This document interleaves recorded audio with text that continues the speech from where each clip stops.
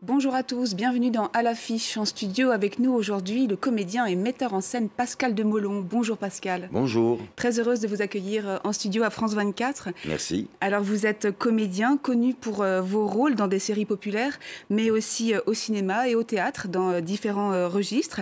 Et pour la première fois, vous serez dans un seul en scène au Théâtre de l'Œuvre à partir du 5 mai.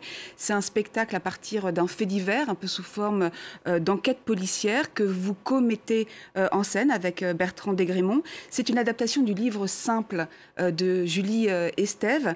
Alors comment est-ce que vous en êtes venu à adapter ce livre? C'est finalement une histoire assez étonnante, je crois. Elle l'est, oui, oui, tout à fait. Un jour, je pars en Suisse pour tourner un film. Et sur le départ, mon gardien me dit qu'il y a une enveloppe, voilà, pour moi, une enveloppe craft dans laquelle se trouve un livre. Ça, je vais m'en apercevoir quand je serai dans le train. J'ouvre cette enveloppe, voilà, je vois le livre, je vois un très joli mot écrit par l'autrice, Julie Estève, et qui me dit qu'elle a pensé à moi en l'écrivant. Donc à partir de là, c'était assez étonnant. J'ai lu le livre d'une traite en 5 heures de trajet que j'avais à faire pour arriver en Suisse. J'ai pris une claque. Voilà, ce roman m'a bouleversé. Je l'ai appelée et je voulais savoir où elle cherchait à en venir. Et elle m'a dit, voilà, j'ai pensé à vous en l'écrivant, est-ce que vous pouvez en faire quelque chose ? Et j'ai compris assez vite que l'idée était de l'adapter au théâtre. J'ai résisté un tout petit peu, et puis j'ai fini par dire oui, et voilà, et me voilà aujourd'hui avec vous. Et finalement, ça y est, c'est fait l'adaptation. Alors le sous-titre du spectacle, c'est « La vérité des uns sera-t-elle la vérité des autres ?» Quelles sont les thématiques fortes du spectacle et du livre?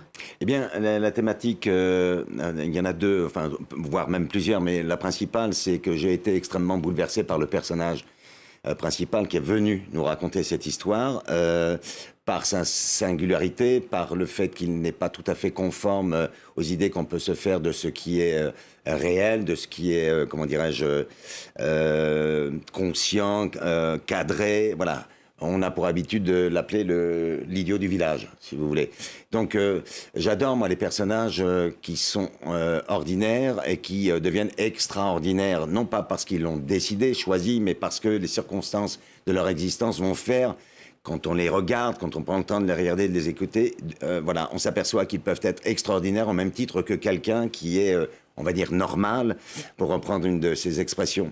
Voilà, c'est ce personnage. Ensuite, effectivement, ce fait divers qui nous dirige un petit peu sur une forme d'enquête qui va nous permettre à la fois d'écouter ce personnage qu'on n'écouterait pas en temps normal et qui vont, enfin, cette enquête va nous faire découvrir aussi des personnages normaux qui peut-être ont participé d'une manière ou d'une autre à ce fait divers.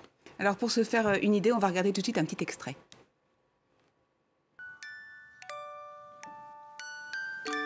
T'as eu peur du noir? Si, t'as eu peur du noir. Mais il faut pas. Moi aussi, un jour, j'ai peur du noir. Et c'est fini. Oui, j'ai guéri. Et tu sais comment? J'ai rallumé la lumière. Ici. Clic. Vous voilà, Pascal Demolon, Oh là là. en seul en scène. Ça fait peur. La vérité, c'est vraiment l'un des thèmes du spectacle. Oui. C'est une question qui est très contemporaine. Pourquoi est-ce que ça vous intéresse particulièrement? Ben parce que c'est un sujet de préoccupation quotidien. Je pense que chacun d'entre nous essayons de trouver au mieux la vérité, pas celle qui nous arrange, mais la vérité qui peut participer au bonheur de tous, quoi. Voilà. Et comme disait Blaise Pascal, la vérité d'ici peut devenir le mensonge d'au-delà. Donc c'est une quête, oui, qui me touche parce que c'est le fondement d'une existence qui essaie justement de donner du sens et le meilleur qui soit à sa vie. Oui, une vérité qui est parfois falsifiée. C'est la première fois que vous êtes dans un seul en scène. Oula. Vous qui êtes quand même un habitué des bandes d'acteurs, hein, notamment sous la direction de Igor Gottesman, et puis aussi des troupes de comédiens. Quelles impressions ça vous fait? Qu'est-ce qui vous plaît dans ce format du seul en scène? Mon Dieu, je vous le disais tout à l'heure, j'ai failli dire non pour deux raisons. La première, c'est que j'adore jouer avec mes camarades.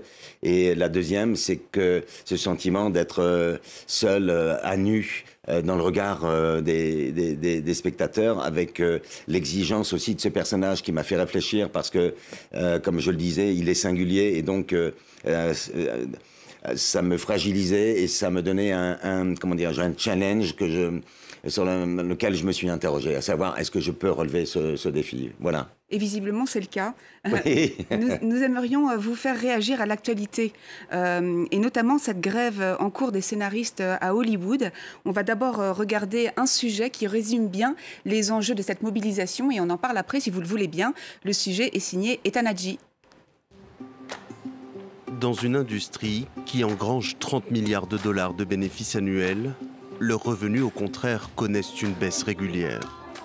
Pour les scénaristes et auteurs de late show américains en grève, le constat est amer.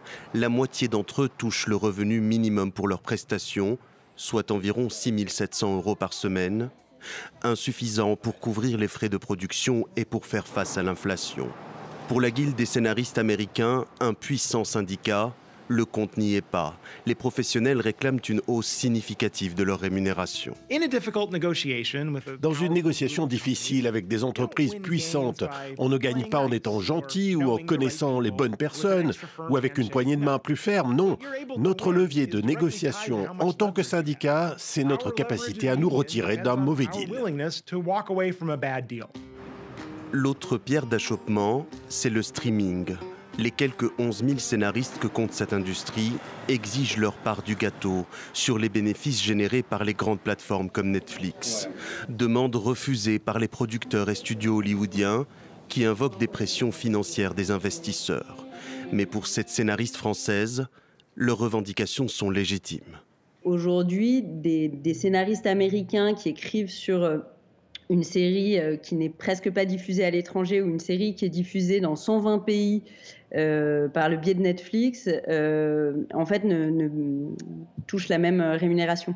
Les accords qui ont été signés en 2008 étaient tout à fait pertinents, mais à l'époque, les plateformes ne diffusaient pas autant qu'aujourd'hui à l'international. Donc, à l'époque où ils ont signé, ça avait du sens. Maintenant, ça n'en a plus parce que c'est une industrie qui évolue constamment. Une industrie qui n'avait pas connu une telle crise depuis 2007.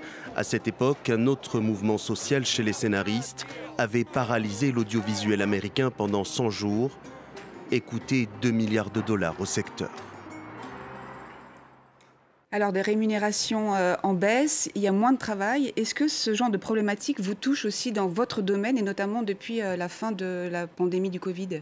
Oui, c'est un sujet récurrent, c'est-à-dire que les êtres humains créent de la richesse et après ils ont de grandes difficultés à partager, pour reprendre l'expression, le gâteau. C'est la disparité qu'il y a dans cette répartition qui parfois met à mal un petit peu la richesse de ces gens qui sont indispensables, les auteurs, oui, qui écrivent des histoires. Et en plus, il y a une autre problématique qui est quand même très importante, des inquiétudes qui concernent l'intelligence artificielle, notamment la crainte que les scénarios en fait s'imposent par l'intelligence artificielle et que les scénaristes finalement soient relégués en quelque sorte à des rôles de greffiers, de relecteurs ou de correcteurs. Est-ce que vous comprenez cette inquiétude-là? Est-ce qu'elle vous touche? Ah oui, elle me touche, oui, parce que ce qui est extraordinaire dans la création, c'est l'individu qui, de par son expérience, son regard, ses émotions, la force qu'il a de traduire le monde dans lequel on est, c'est ça qui fait la différence. Après, moi, ce que j'ai peur, c'est que ça formate tellement les choses, effectivement.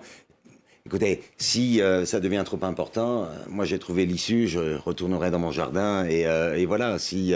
Oui, ça m'inquiète, oui, effectivement. On va quand même finir l'émission avec un mot de votre autre actualité. On vous retrouvera également prochainement dans la série Fiasco de Igor Gottesman, dont on parlait tout à l'heure, aux côtés de Pierre Ninet, François Civil ou encore Géraldine Nakache. À quoi est-ce qu'on peut s'attendre alors? Oh là, quelque chose de complètement fou.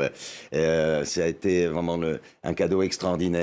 Voilà, j'adore ce groupe. Voilà, c'est des camarades qui sont restés fidèles les uns aux autres, tout en voyageant ailleurs avec leur métier. Ça va être un sacré fiasco, en réalité, oui. Mais tout dans la drôlerie, voilà, ils ont une force d'écriture, de création, qui nous fait à chaque fois nous mettre en équilibre entre la folie des situations et puis la sensibilité des rapports humains. avec cette patte Gottesman. Et on va terminer l'émission avec des images de l'exposition qui se tient en ce moment à la Fondation Vuitton, l'exposition Basquiat-Warhol. Et je crois savoir que vous aimez bien ces deux artistes. Oui, comme Keith Haring, enfin toute cette génération d'artistes qui ont bousculé un petit peu les codes, voilà, qui ont mêlé l'actualité à leur regard, à leur talent d'expression. Et j'ai hâte, pour tout vous dire, d'aller voir cette exposition. Je n'en ai pas encore eu le temps, mais ça fait partie voilà, du plaisir que j'aurai quand j'aurai un peu plus de temps. Voilà, j'irai visiter, oui. Après les représentations, vous verrez, c'est XXL. Oui. Alors, je rappelle quand même, votre seul en scène, c'est qui a fait ça? Non, c'est qui a fait quoi, oui. Pardon. C'est qui a fait quoi, ou c'est quoi qui a fait qui? Pardon. Au Théâtre de l'Œuvre, à partir du 5 mai, on vous retrouve aussi dans la série Fiasco d'Igor Gottesman, aux côtés de Pierre Ninet, François Civil et Géraldine Nakache. Et bien d'autres. Et bien d'autres, évidemment. Oui, mais... C'est une série.